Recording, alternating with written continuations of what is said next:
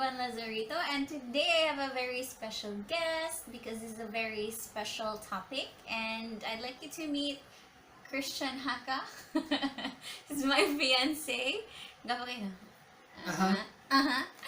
And so he's here right now with me. Okay, we're going to talk about our wedding and how we planned it for ourselves, Kai. As you guys know, we are planning to have a 50K wedding, and it's going to be hopefully this October of this year. So we're going to talk about unsa ng mga ipangbuhat so far, ni over na ba mismo ang budget, unsa ang among gibuhat currently while we are on lockdown, and unsa ang ang plans for the future towards the wedding. So let's start. Oh, and yes, we're going to give you tips that we've learned along the way sa ato ang conversation today. We're going to start with unsa naman to ang gibuhat na before when we started planning this.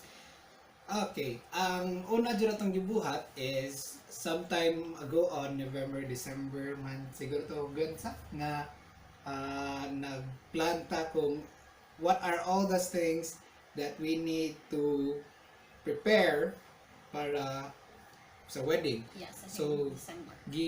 Lista na mo tanan, nag-check me sa internet kung unsa to'y ang may pabuhatan, nagka-elaborate ka kung sa tong uban na items dito kay.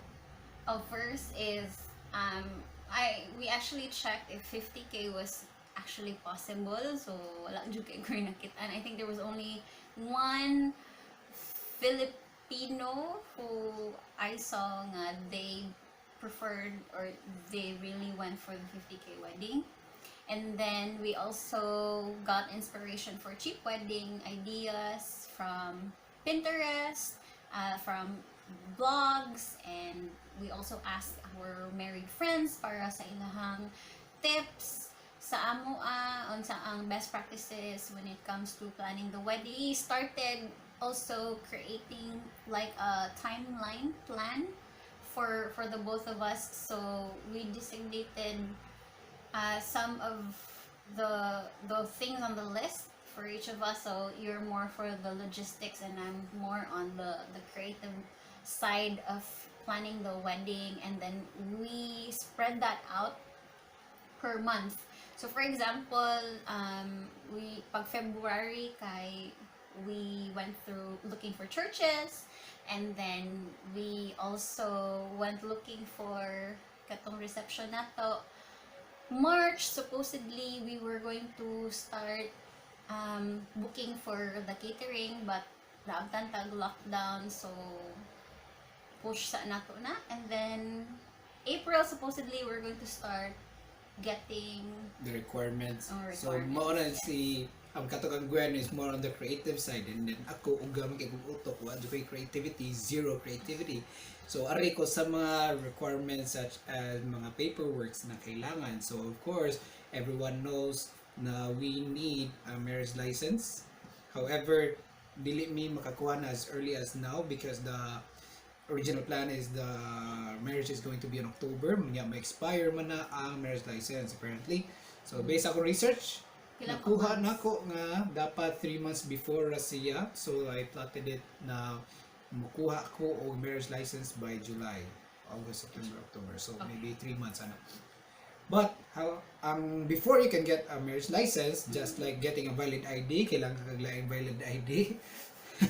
So na kay lain requirements kay damon. So these are mga basic documents such as baptismal and confirmation nimo na certificate, ang imuha birth certificate, and your sinumar, which is certificate of no marriage. So dapat kwaon na mo karon na buwan onda, pero ang nitabo ron is lockdown. So sigurado ang mga offices, churches o mga government na facilities, so di na ko mabuhat.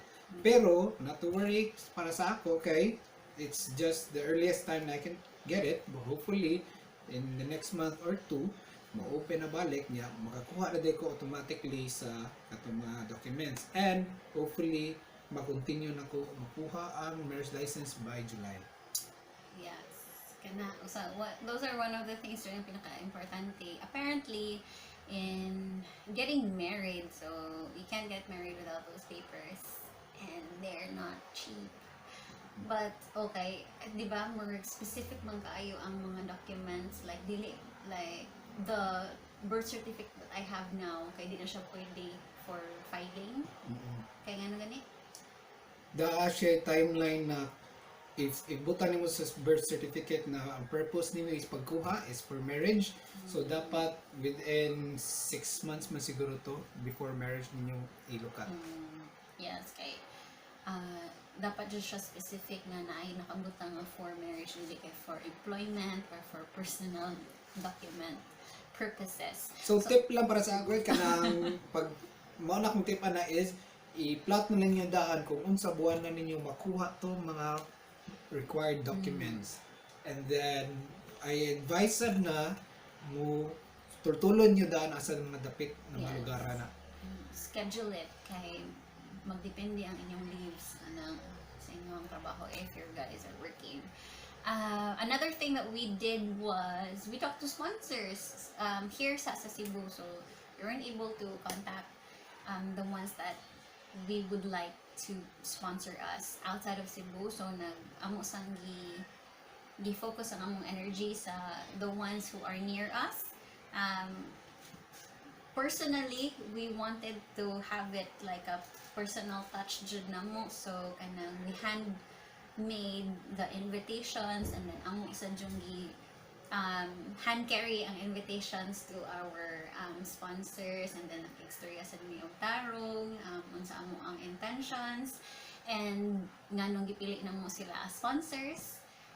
Sa man to, one way to save to achieve the 50K wedding is yes, ang try to keep your expenses low.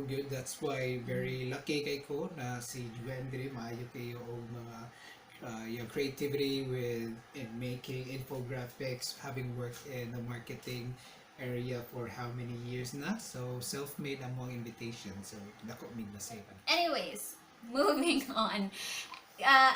So kana jud tip is to look ahead, research jud, plan the things that you're going to do. We've already planned that, and then hands-on sa jud kayo sa wedding, and it doesn't hurt jud nga mag-team up jud mo and divide and conquer jud mo sa mga tasks, kay it's a lot harder kung usara ka tao ang magbuhatanan sa mga plano kunon para sa wedding. Now, unsa naman ang ato ang gibuhat while we're on lockdown? Ang nitabuan ni ron kay tigom ra gyud ang mabuhat sa pagkakaroon, kay usa sa ka-advantage na lockdown ta is makasave ta kwarta. Kay sa amo ni Gwen, ang usa Diyos makahulot sa mga kwarta is kanang mga taglamig sa gawas, mga restaurant, mga eat out, mga coffee, Starbucks. So usa dyan na sa among kanang napungan karon kay no choice. So dako amo ma-save kada payday na mo para sa among wedding day. Let me rephrase that way. Dili sad kay kanang nahurot atong kwartaan na it's like mas nakasave ta kay tungod ang entertainment budget nato kay napunta na siya sa savings. No? And just to set the record straight, ay ganang coffee o Starbucks with clients na siya. So dili na siya kanang Tama. Kasi magtuo sila nga, sige mo rin sila gasto. Pero no, kana siya ka kanang budgeted sa jud kaayo atong kwarta. But because it's on lockdown, like we get to converse with our clients instead of going to coffee shops, kay mag-Zoom lang mi or sa Messenger lang, and then instead of meeting up with friends, kay kuan lang kana chat lang siya sa Messenger, so dako jud kaayo mi na save. And aside from savings, it's very good na dili ko magpabiya. So every now and then mag-review lang ko sa among to-do list sa unsay nabili na buhatonon ba. para dili makalimtan kay anytime mawa man yung COVID, so hopefully sooner than later, prayers to everyone's yes. safety, and so that ini ma-ready na or open na balik ato ang kuan, ato ang mga facilities, mga offices diha. Yes. Kibaw na din ko na unsa na sad fresh ako memory kung unsay dapat kong buhatan. Oh, so we're still updating the things that we need to do, moving the things that we need to move. So for example, katong March nga supposedly mo Birth book na ta certificate. sa kana mo mga birth certificates na mo nga dapat dikuha na namo this month of April. We've scheduled it for this April. We're planning to move it in months nga kanang forecasted lang namo or feel lang namo humana ang COVID anay mga panahon na, so basig pwede na ta dire pati katong booking, the things that we needed to book like ang mga sastre para sa wedding dress and wedding asa nang imuha imong suit Wedding and dress. wedding dress wedding dress and wedding dress o kuan sa for the caterers, and we've already booked our church and we've already booked our reception set. So kana siya so in a nutshell it was just saving and Reviewing. planning, reviewing. So now, unsa naman ato ang future? Sa atong future tungod aning lockdown kay naguba jud ang tanang plano. But we're flexible, so what are we doing? Ini-open na balik sa mga offices, lupad yung diretso sa Christian sa mga requirements, so mga simple ka mga baptismal, yung nahon, no? And then, in July, kuha na itong marriage license, and kanang pre-can seminar. So, usually, one day na siya. So, that's gonna be on July.